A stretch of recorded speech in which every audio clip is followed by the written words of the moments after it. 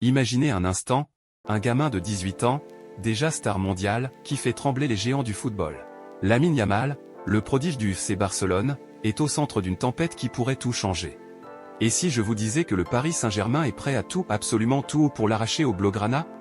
Des millions qui pleuvent, des agents en embuscade, un père omniprésent et des sponsors qui transforment ce jeune en machine à cash. Basé sur les révélations explosives de Romain Molina dans sa dernière vidéo YouTube, on plonge aujourd'hui dans les coulisses sombres du football moderne. Accrochez-vous, parce que ce que vous allez entendre va vous faire halluciner. On parle d'un système où l'argent dicte tout, où personne ne dit non à Yamal, et où des clubs comme le PSG et Manchester City jouent un poker menteur géant. Prêt? Allons-y. Remontons le temps, mes amis. Lamine Yamal n'a pas toujours été cette superstar qu'on connaît aujourd'hui.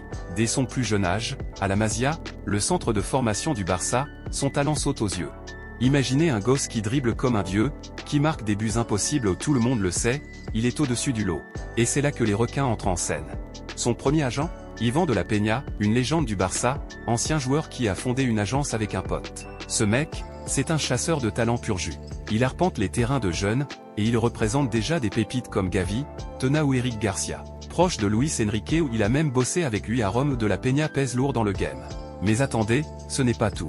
Dès que Yamal commence à briller, les grands clubs européens flairent le bon coup. Le Bayern Munich, par exemple, sous la houlette de Hassan Salihamidy, organise des réunions secrètes à Madrid avec la famille. Le Red Scout est catégorique, il faut le faire à tout prix. Il propose 5 millions d'euros d'indemnité au Barça, un plan de carrière en or et un bonus de signature juteux pour les parents. Mais ni le club ni la famille n'ont vraiment envie de bouger. C'est plus une écoute polie, vous voyez? Et ce n'est pas fini, Manchester City, United, Arsenal, Liverpool, et même le PSG où tout le monde suit ce gamin de près. À 15 à 16 ans, en 2023, Yamal est déjà titulaire au Barça. Romain Molina le dit clairement, tout le monde le suivait, parce que tout le monde savait qu'il était au-dessus. C'est le début d'une saga où l'argent et les intérêts se mêlent, transformant un talent pur en enjeu géopolitique du foot. Pourquoi je vous raconte ça? Parce que ça pose les bases. Yamal n'est pas juste un joueur, c'est une mine d'or ambulante. Et son entourage, surtout son père, commence à jouer un rôle clé. Très actif sur les réseaux sociaux, il a déjà créé des polémiques. Molina le décrit comme un potentiel problème pour la carrière de son fils. Imaginez, des posts qui font le buzz, des déclarations qui crispent, et une influence grandissante. Dans le vestiaire du Barça, ça commence à grincer. Des joueurs reprochent à Yamal ses vacances médiatisées en Croatie avec sa copine, la chanteuse argentine Nicki Nicole, alors qu'il est blessé d'une pubalgie. Manque de sérieux, disent-ils. El Nacional, un journal catalan, rapporte que plusieurs coéquipiers estiment qu'il devrait se concentrer sur sa récup au lieu de jouer les starlets. Et les dirigeants? Ils s'inquiètent de cette surexposition médiatique, de cet entourage qui semble mal conseiller le prodige. Et boum, à 15 ans et demi ou 16 ans, Yamal change d'agent. Adieu Ivan de la Peña, bonjour Jorge Mendes, le super agent qui gère des stars comme Cristiano Ronaldo. Pourquoi ce switch?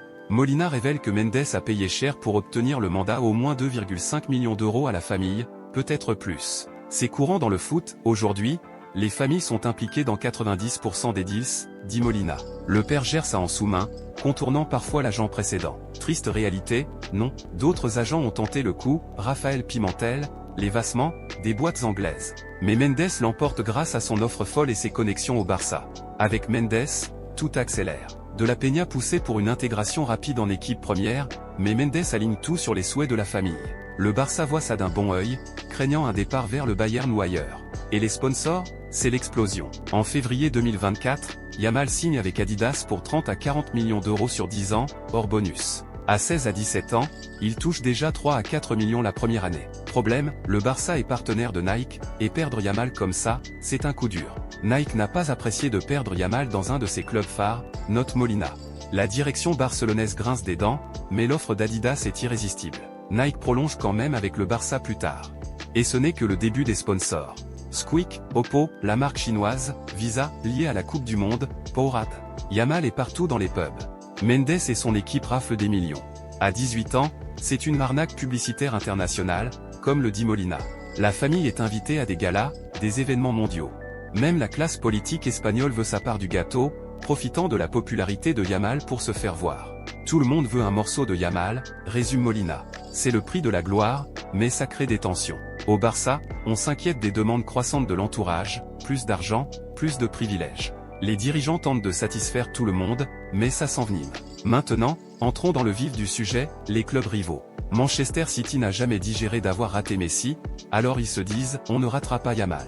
Ils sont dessus depuis des années. Mais le vrai danger? Le PSG. À Doha, au Qatar, c'est clair, on le veut. C'est décidé, on le veut, quoi qu'il arrive.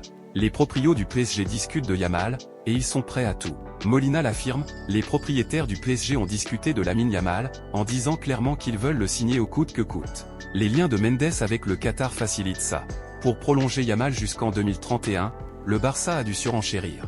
L'offre initiale n'était pas assez, les intérêts de City et surtout du PSG ont forcé une augmentation. Le contrat? Progressif, avec des bonus de loyauté massifs de 8 à 100 millions par an cumulés. Salaire net, 15 à 20 millions par an selon les perfs, plus droit à l'image.